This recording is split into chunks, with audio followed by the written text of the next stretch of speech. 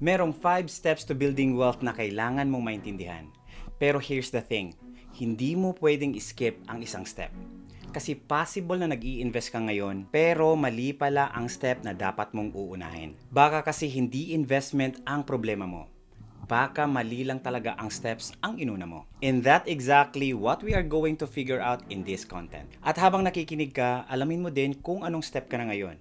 At tama ba ang financial priorities mo? Hi, I'm Pinoy Personal Finance. Kung bago ka sa channel natin, I educate my fellow Filipinos about saving, investing, and personal finance in a simple and a practical way. Pag-uusapan natin ngayon ang 5 steps of building wealth. Isa itong financial roadmap para maintindihan mo kung ano ba talaga dapat ang uunahin at bakit hindi dapat magmadali in every stage. After years of studying personal finance, one thing became clear to me. Building wealth doesn't start with investing. And that's where step 1 begins. Consistent cash flow. Sa madaling salita, kailangan meron kang regular na pera na pumapasok every month. And enough ito para mabayaran ang basic needs mo. At hindi lang basta income. Kailangan sapat ito para mabayaran ang lahat ng primary needs mo tulad ng pagkain, renta o housing loan, kuryente, tubig, internet o gasolina, at iba pang araw-araw na gastusin. Kung nahihirapan ka palang bayaran ang basic expenses mo every month, hindi investment ang problema. Cash flow ang problema mo. Kaya bago mo tanongin kung saan kikita ng malaking return, mas importanteng tanong muna, may pera ka bang pang-invest? Kasi kung every salary mo ay nauubos din sa mga bills, utang at mga daily needs, saan manggagaling ang perang ilalagay mo sa investment? Nakikita kasi natin sa social media ang mga success stories, may kumita sa stocks, may yumaman sa real estate, may mga profit sa crypto. Pero ang hindi natin nakikita, may pera silang regular na naitatabi at nai-invest every month. Kasi kahit gaano mo pa kagustong mag-invest, kailangan mo pa rin ng capital na pwedeng palaguin. Isipin mo na lang na para kang nagtanim. Kahit gaano kaganda ang lupa, kahit gaano kaganda ang plano mo, kung wala kang binhing itatanim, wala ding tutubo. At sa investing, ang binhi mo ay ang pera mong sinisave at ini-invest consistently. Because before you can grow money, you first need money to grow. Ang kailangan mong ma-achieve na goal ay positive cash flow. Ibig sabihin, mas malaki ang perang pumapasok kaysa sa perang lumalabas. Kung kumikita ka ng 100,000 every month at 98,000 naman ang total ng expenses mo, may 2,000 ka na positive cash flow. Maliit, pero at least may perang pwedeng ilaan sa emergency fund at eventually sa mga investment. On the other side naman, meron din tayong tinatawag na negative cash flow. Ibig sabihin, mas malaki ang lumalabas na pera kaysa sa pumapasok. Halimbawa, kumikita ka ng 100,000 every month pero umaabot naman ang expenses mo ng 120,000. So may 20,000 ka na deficit every month. Ang tanong ngayon, saan mo kukunin ang 20,000 para mapunan lang yan every month? Credit card, mangungutang, o gagamitin mo ang emergency fund mo. Wala ka ng perang na i-invest tapos gumagawa ka pa ng bagong financial problem every month. Kaya kung negative cash flow ka ngayon, huwag mo munang problemahin kung anong investment ang pinakamaganda. Ayusin mo muna ang cash flow mo. Meron tayong 3 paraan para ma-improve ito. Number 1, dagdagan ng income. Number 2, bawasan ang unnecessary expenses. And number 3, gawin mo ang 1 and 2. Ang goal ay palakihin ang perang natitira sa'yo every month. Wealth building doesn't start with choosing the perfect investment. It starts with having money left over. Kapag may positive cash flow ka na, handa ka nang lumipat sa step 2. Kapag stable na ang cash flow mo, ang susunod na priority ay ang financial safety. You need to understand this. Kahit gaano pa kalaki ang income mo, isang unexpected event lang pwedeng maubos ang malaking bahagi ng pinaghirapan mong pera. Pwede ka kasing mawalan ng trabaho, magkaroon ng medical emergency, at kung wala kang financial protection, mapipilitan kang gamitin ang savings mo, mangutang o kahit ibenta ang mga investments mo para lang makayanan ang situation. At instead na umuusad ka sa pagbuo ng wealth, mapipilitan kang bumalik sa pagbuo ulit ng financial foundation mo. Kaya bago tayo mag-focus sa pagpalago ng pera natin, kailangan muna nating protektahan ang pera na meron tayo. Ito ang 3 ways to protect yourself financially. Number 1, emergency fund. Ang rule of thumb is aim at least 3 to 6 months of living expenses. This gives you financial safety kapag nawalan ka ng income or may unexpected expenses. Emergency fund equals the first line of defense. Number 2, protect your ability to earn. Kung hindi ka na makapagtrabaho dahil sa illness or injury, pwedeng mawalan ka ng income habang patuloy pa rin ang mga bills. Tignan mo kung anong insurance or income protection ang kailangan mo based sa situation mo. Hindi mo naman kailangan bumili lahat ng insurance. Ang importante, alam mo kung anong financial risk at kailangan mong protektahan. Ang rule of thumb is to protect the income that your family depends on. And the third one, kung may mga taong dependent sa'yo, consider life insurance. Kung ikaw ang main earner at may asawa ka, mga anak, o pamilya na umasa sa income mo, kailangan mong paghandaan kung ano ang mangyayari sa kanila kung mawala ang income mo. As a rough starting point, some people use around 5 to 10 times of their annual income as guideline for life insurance coverage. Pero hindi ito ang one size fits all. Mas magandang i-adjust ang coverage mo based on your debts, number of dependents, children's education, existing savings and investment, and other financial obligations. If something happens to you, your family should have enough financial support to keep going without immediately falling into financial hardship. Kapag stable ang cash flow mo at protected na ang finances mo, handa ka nang mag-build ng wealth. At ngayon, handa ka na sa step 3.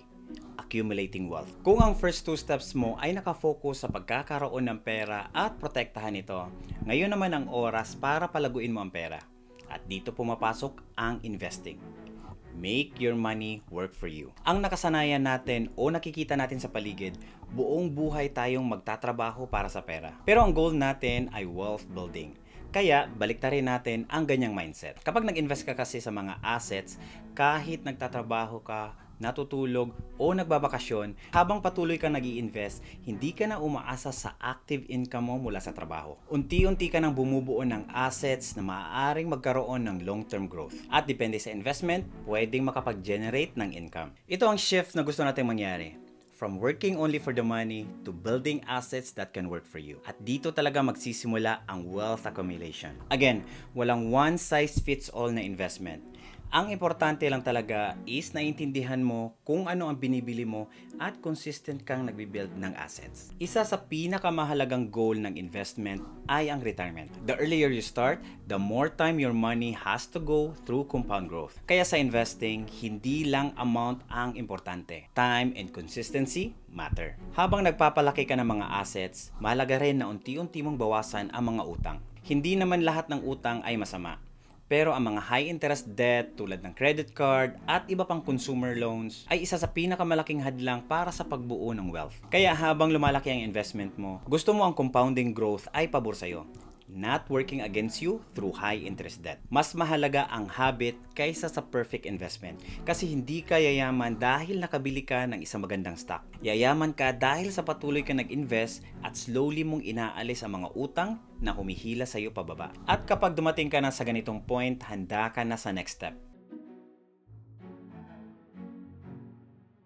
Step 4, financial freedom. Ito ang stage na pangarap maabot ng halos lahat ng tao. Ang ibig sabihin ng financial freedom ay hindi mo na kailangan magtrabaho para lang mabuhay. Meron ka ng option kung gusto mo bang magtrabaho or hindi. Financial freedom means may sapat kang investment at assets para suportahan ang lifestyle mo without depending entirely on your employment income. Sa halip na sweldo lang ang source ng pera mo, may assets ka nang pwedeng mag-generate ng income or growth over time. Pwede itong manggaling sa mga dividends, rental income, business income, interest, or regular withdrawal mula sa investment portfolio mo. Ganito mo makikita kung nasa financial freedom ka na. Una, fully funded ang retirement mo. Pangalawa, you are ready for the long-term healthcare na kailangan mo. At ang panghuli, kaya mo nang mag-travel, magbakasyon, at mag-enjoy sa buhay without worrying kung saan manggagaling ang pangbayad mo sa mga bills next month. And this is why delayed gratification is so important. You delay some of today's pleasure so you can have more freedom tomorrow. At kapag narating mo na ang stage na to, hindi lang ikaw ang makikinabang. You can start thinking beyond yourself. And that's where step 5 is coming in. Legacy. Ito ang final step of building wealth. So what does legacy mean? Legacy is about what happened to the wealth you've built after you are no longer here. Ang tanong ngayon, paano makikinabang ang pamilya mo sa wealth na pinaghirapan mong buuin. And this is the time na kailangan mong pag-isipan ang estate planning, paano mo ba maipapasa ng maayos ang asset mo sa pamilya mo. Tax planning naman, kung paano mo mamamanage ang mga tax properly so you can preserve more of your wealth. Business succession, kung may business ka, paano ito mapagpapatuloy kahit wala ka na. Financial education naman, turuan ang next generation kung paano mag-manage, mag-protect, and grow the wealth they inherit. Because legacy is not just about leaving money behind. It's about leaving behind assets, opportunity, and financial knowledge that can benefit the next generation. Kung gusto mo pang i-level up ang finances mo, hindi lang basta basic tips, I offer one-on-one coaching. Kahit saan ka man sa mundo. Sa coaching, tutulungan kitang i-track ang savings mo, plan ang investment mo, at gumawa ng personalized strategy para ma-reach mo ang financial milestone mo. Imagine this, may guide ka sa bawat steps, mas malinaw ang direksyon, at mas mabilis ang progress, at mas confident ka sa bawat financial decision mo. Kung interesado ka, just click the link in the description below at mag-book ng session. Kahit nasaan ka man sa mundo, pwede pa rin tayong mag-work together para unti-unti mong ma-achieve ang goal ng financial freedom. Kung nakatulong sa iyo ang episode na to, please follow and subscribe to Pinoy Personal Finance para hindi mo ma-miss ang mga susunod nating mga episodes and content about saving, investing, and personal finance. And I'm curious, anong step ka na ngayon sa building wealth? Step 1, cash flow. Step 2, financial safety. Step 3, accumulating wealth. Step 4, financial freedom. Or Step 5, legacy. You cannot skip steps. Each steps build foundation for the next. So wag kang mag-focus sa getting rich quickly. Focus on getting the next step right. Because building wealth isn't about big financial decision. It's about making the right decision consistently over the long period of time. And let me know in the comments or send me a message if you know someone who is trying to build wealth but doesn't know where to start. Share this episode to them. And remember, you don't have to figure everything out at once. Focus on the next step. Thank you so much for watching and see you in the next one. Salamat.